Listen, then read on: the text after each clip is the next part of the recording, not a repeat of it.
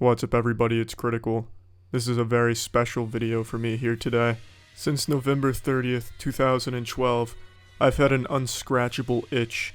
I've had vinegar strokes and I can't come, because City of Heroes was shut down by an evil corporation known as NCSoft. Big fuck you to NCSoft for that move. City of Heroes was still generating money, it was still profitable, and it was still a thriving game. God damn it, it was too young to be killed like that, you pieces of shit. It was still just a boy who didn't have a chance to grow into a man, you sick fucks.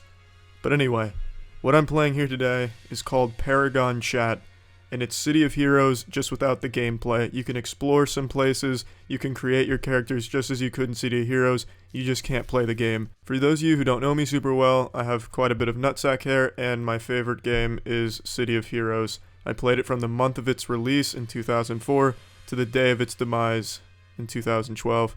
Common misconception, the Mayan calendar ended on 2012 and many people believed that was predicting the end of the world, but it was truly just predicting the end of City of Heroes. I couldn't quite decide if I wanted to make Professor Sad naturally sad or magically sad, kinda like a depressed Lucky Charms commercial. Instead of magically delicious, it'd be magically sad. But I thought it suited Professor Sad's lore better if he was born that way. Now, I'm not here to show off what the game once was, since the game's not around anymore, and it probably isn't going to come back unless NCSoft has a change of heart, or there's a huge movement to support City of Heroes coming back. So I'm just going to create everyone's favorite superhero, Professor Sad, and explore Atlas Park a little bit. A little fun fact, I haven't bought a single NCSoft game since the shutdown of City of Heroes. I also hadn't bought a single NCSoft game besides City of Heroes in my entire 22 years on this planet. It's not hard to really boycott NCSoft since every game besides City of Heroes blows asshole. He is complete, Professor Sad in all of his glory, his tears perpetually falling. He's also going through a little bit of a phase here with all the chains and nipple piercings. I mean, it's not a phase, it's a lifestyle, excuse me. Also gave him a WWE Championship belt since he's the champion of sadness. Of course, you know, his Sonic the Hedgehog tail. And how could you have Professor Sad without his patent-pending peg leg? That's what he's known for, really. Sadness and a peg leg. He's beautiful. Crime fighters beware. His tears will drown you. Let's go ahead and take this to the next step here. I made Professor Sad a water blaster and ice manipulator. Water, because I like to think that he transforms his tears into offensive magic. And ice because it's frozen tears, and my tears have frozen over with City of Heroes since I know NCSoft will never bring it back because they're just a fucking bunch of Cro-Magnons at that office. So let's go ahead and customize this a little bit here and show off his power of sadness, his tears, drowning his enemies with the tears.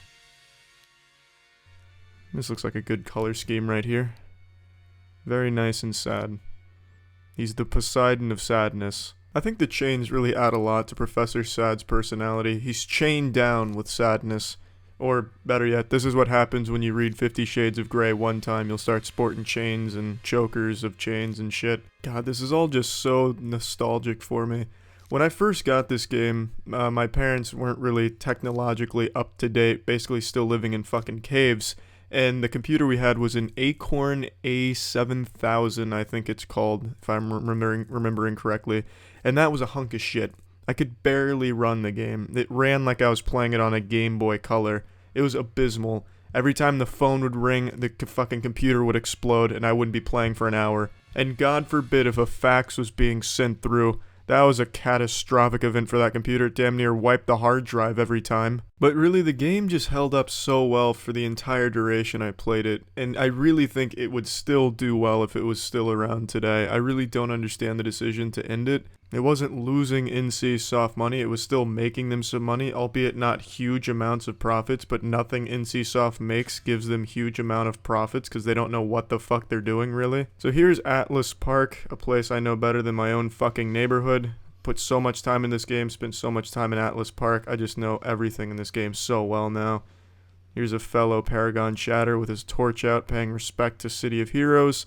Now, from what I've seen, this game is actually, or this Paragon chat game is still quite active and has a pretty decent community surrounding it. They have a costume contest every Thursday from what I'm told. So that's pretty cool. Professor Sad's a shoo-in to win every costume contest from here on out, but it's still pretty fucking cool. You have your travel powers and that's it. You can explore.